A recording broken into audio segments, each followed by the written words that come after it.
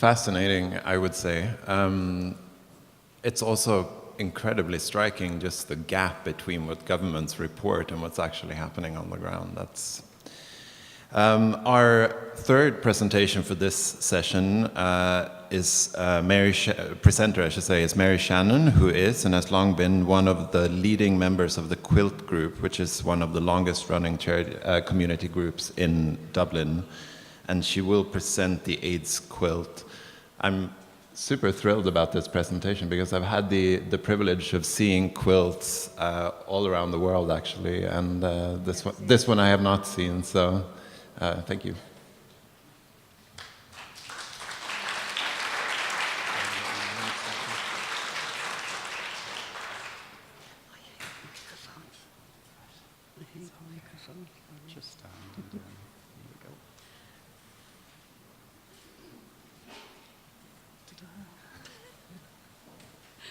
Good afternoon. I started with the AIDS Memorial Quilt in 1988. A great friend of mine died. We have two panels made, the black one there and I can't see it here, from here, this angle. But when he was diagnosed HIV, he was very, very much to the fore of going around and helping everybody.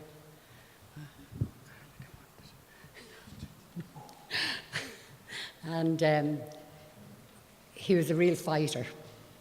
And another friend of ours went to America and came home with a book about the quilt.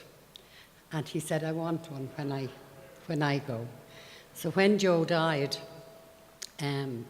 we decided we'd make one. We started up a workshop in Dublin AIDS Alliance. That was where we were at the time. And we worked every Tuesday there, and then people started to hear about it and started coming into the office to us. At that time, we're talking about stigma all day. The stigma to people who were HIV at that time was dreadful.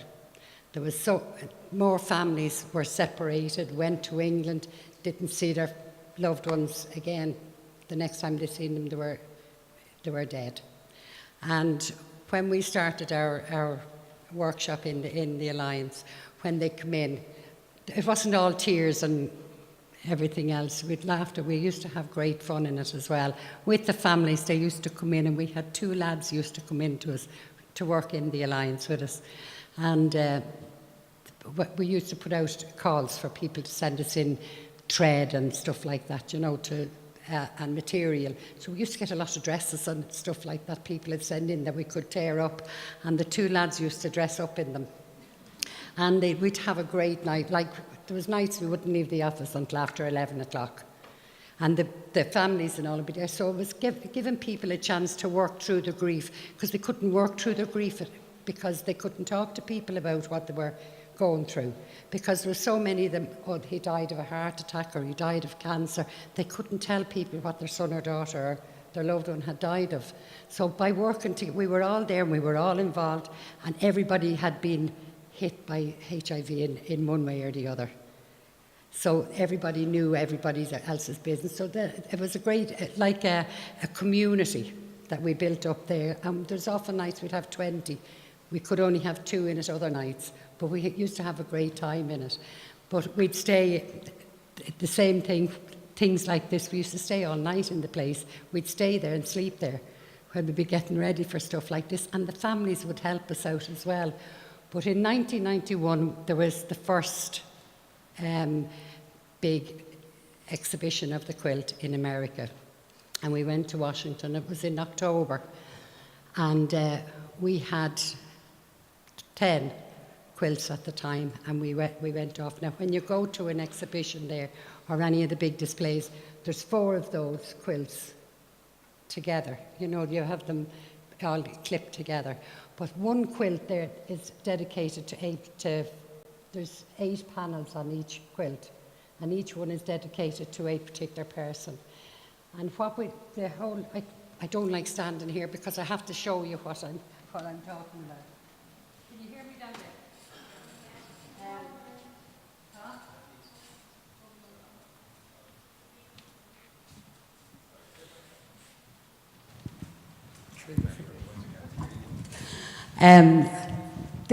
That one there is for the Hemophilia Society.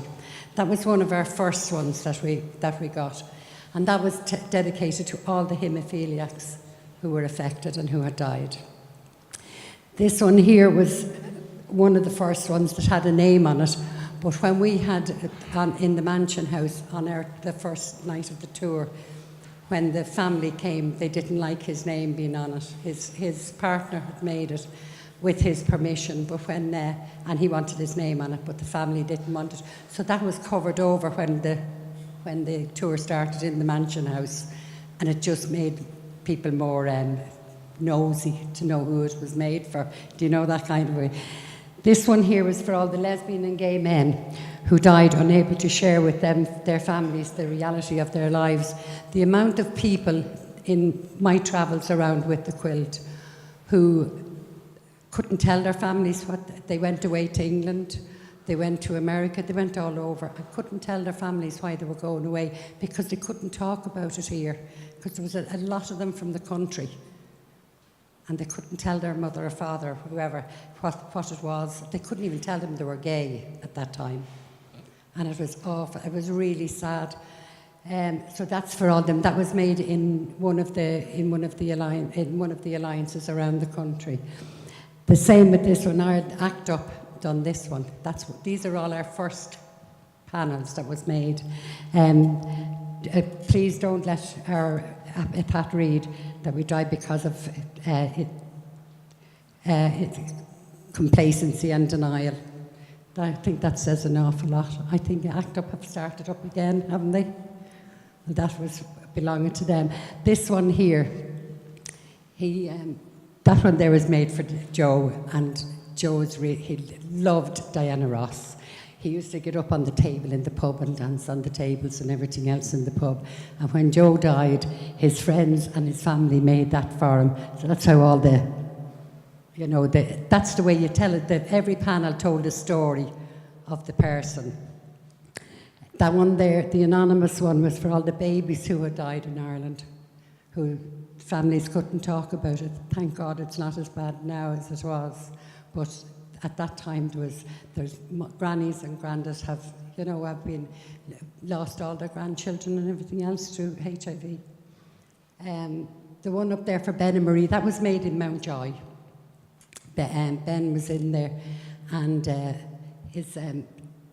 some of the inmates helped to make that with the girls out of the girls' prison, and him and Marie were engaged, but he was into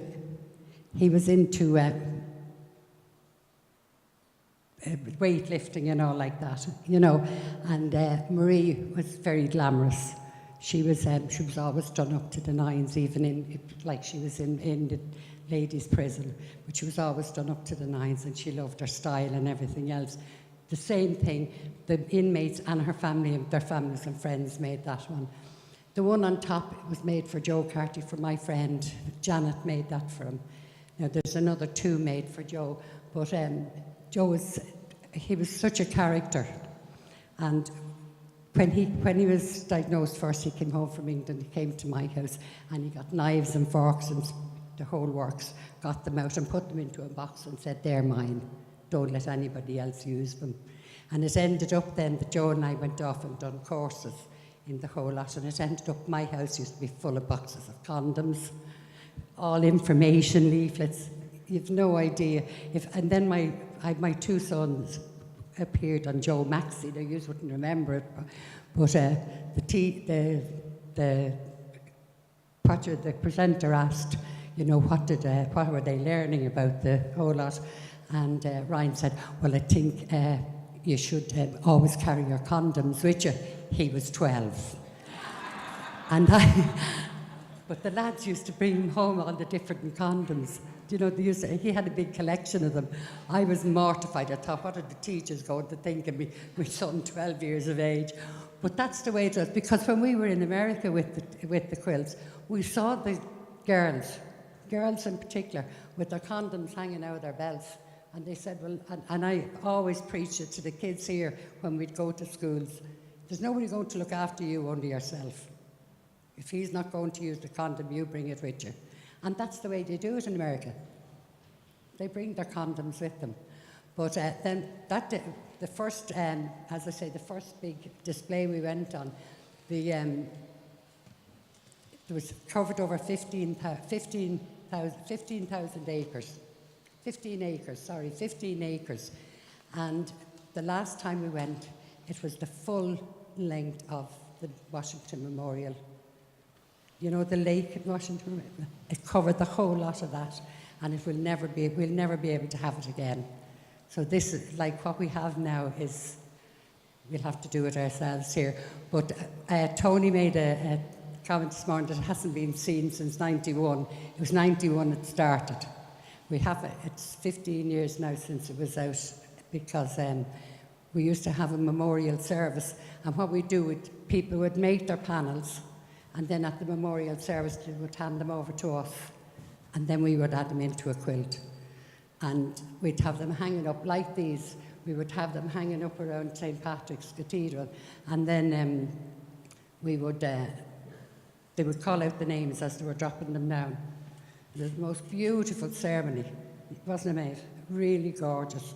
And it just puts the human being behind the disease. And that's what it is. Like all you ever hear at that time now, the junkies and the gays and the queers and everything else, but that put the human being behind the disease and everything else. So there's 2 more down there. I can't get down there to tell you about them, but if you want to see them afterwards and ask me any questions. Does anybody want to ask me any questions now? It's really...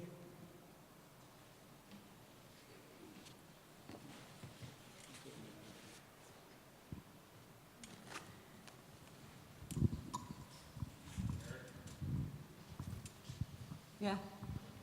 Sorry, the 15 years since the quilt has been taken out. Is there any plans to maybe have remembrance ceremony or anything like that? Sorry? Are there any plans to have another remembrance ceremony in some years? They should stand up, I suppose. If they stood up and projected. So you said it's been 15 years since the quilts have been out. Now since the memorial service. Okay. Yeah. Is there any plans to bring back memorial services or anything? I would love it. Yeah.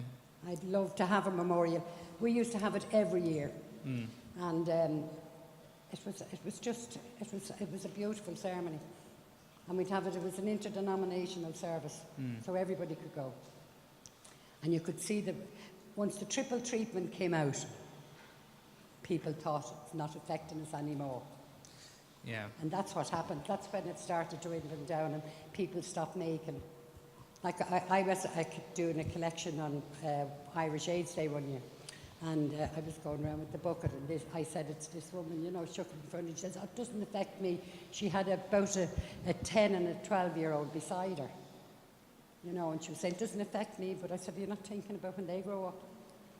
She put a $5 in the bucket after I spoke to her anyway. But that is the way it was. People don't think it affects them,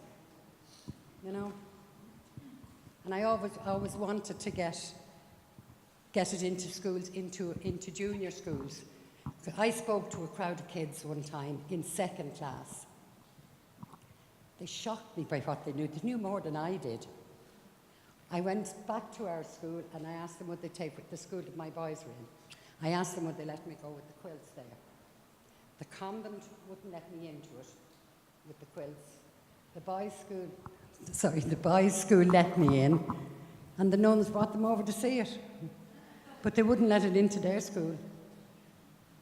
So they contradict themselves and everything. But I think if you can get it into the schools with the juniors in it, up to a year old, the kids will educate the adults. So they will. They always do. The kids they're like sponges, they take in everything, and they go home and say it to their parents, But they don't let it into the young schools.